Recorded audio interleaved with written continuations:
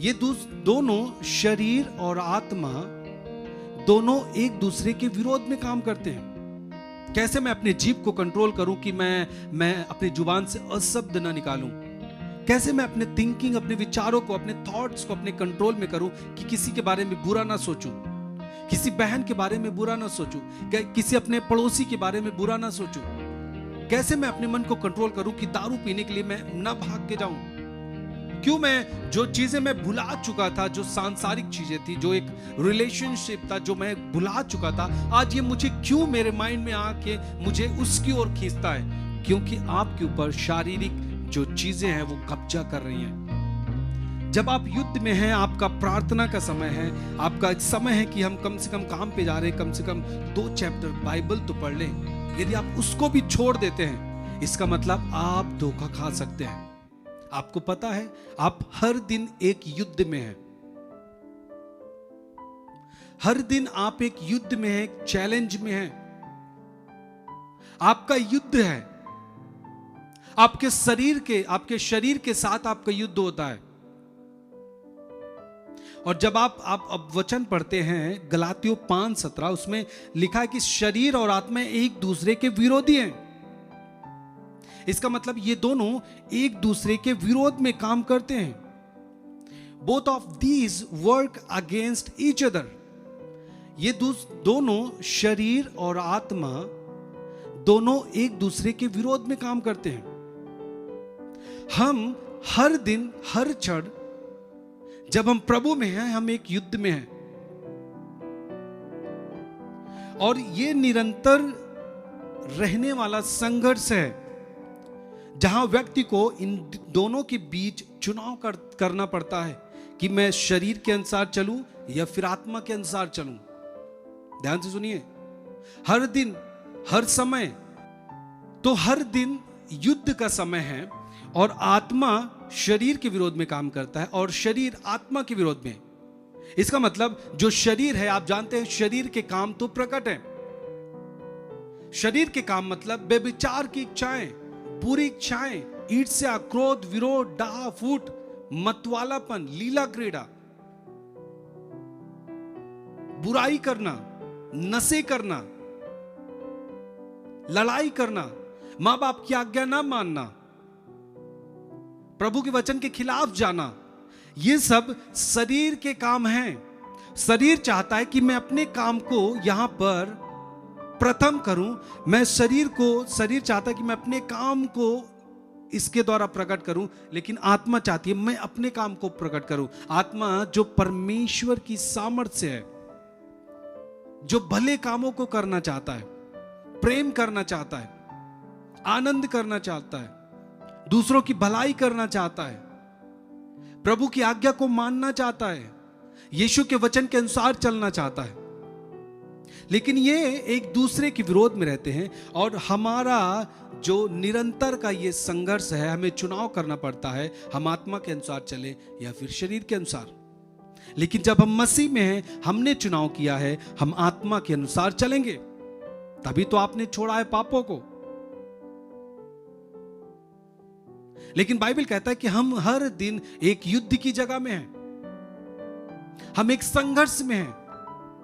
मसीही जीवन ऐसा संघर्ष की बात नहीं कर रहे कि आप मुसीबतों में होकर गुजरेंगे हमेशा, ये वाले संघर्ष की बात नहीं कर रहे हैं। शारीरिक लालसाओं को आप किस तरीके से उसको दबा के रखते हैं, उसके ऊपर जय पा करके रखते हैं, इस बात की मैं बात कर रहा हूं। कैसे मैं अपने जीभ को कंट्रोल करूं कि मैं अपनी जुबान से अशब्द ना निकालूं। कैसे मैं अपने थिंकिंग, अपने विचारों को, अपने थॉट्स को अपने कंट्रोल में करूं कि किसी के बारे में बुरा ना सोचूं, किसी बहन के बारे में बुरा ना सोचूं, किसी अपने पड़ोसी के बारे में बुरा ना सोचूं। कैसे मैं अपने मन को कंट्रोल करूं कि दारू पीने के लिए मैं ना भाग के जाऊं। हम हर दिन एक युद्ध की जगह में हैं। लेकिन जब हम युद्ध की जगह में हैं और हम युद्ध के लिए नहीं जाते और जब आलस करते हैं, तो कुछ इसी तरीके से जैसे दाऊद फंसा, वैसे हम फंस सकते हैं। बाइबल कहता है कि जो युद्ध का समय था, उस समय राजा दाऊद युद्ध के लिए नहीं गया, परंतु वो अपने घर में रहा, आलसपन में रहा। वो अपने घर पे रहा, अपने पलंग पे पड़ा रहा, और जब वो शाम को जब उठता है और अपने छत पे जब टहलता है तो उसको एक स्त्री दिखाई देती है, और वो उसको बुला करके उसके साथ व्यभिचार करता है। एक बात सुने ध्यान से, मैं कह रहा हूं जब राजा दाऊद राजा है तो क्या वो जब अपने राज्य में है, क्या उसके सामने राज्य में और स्त्रियां नहीं थी? इसके पहले बहुत सी रही होंगी, इससे भी ज्यादा खूबसूरत रही होंगी, लेकिन वो उन चीजों में नहीं गया, मतलब वो परमेश्वर के विरोध में काम नहीं किया। क्यों? क्योंकि वो आलसपन में नहीं था, अपने उस युद्ध में, अपने अपने काम में वो जाता था, अपने युद्ध के लिए वो खड़ा होता था और जाता था। लेकिन इस दिन वो इसलिए फंसा क्योंकि वो उस युद्ध में नहीं गया। मैं आपको बताना चाहता हूं, जब आपका प्रार्थना का समय है, आपको प्रार्थना करनी चाहिए। जब हम अपने प्रार्थना का समय किसी और चीज को देते हैं, वो आपके लिए हानि करेगा। जब आप युद्ध में हैं, आपका प्रार्थना का समय है, आपका एक समय है कि हम कम से कम काम पे जा रहे हैं, कम से कम 2 चैप्टर बाइबल तो पढ़ लें। यदि आप उसको भी छोड़ देते हैं, इसका मतलब आप धोखा खा सकते हैं।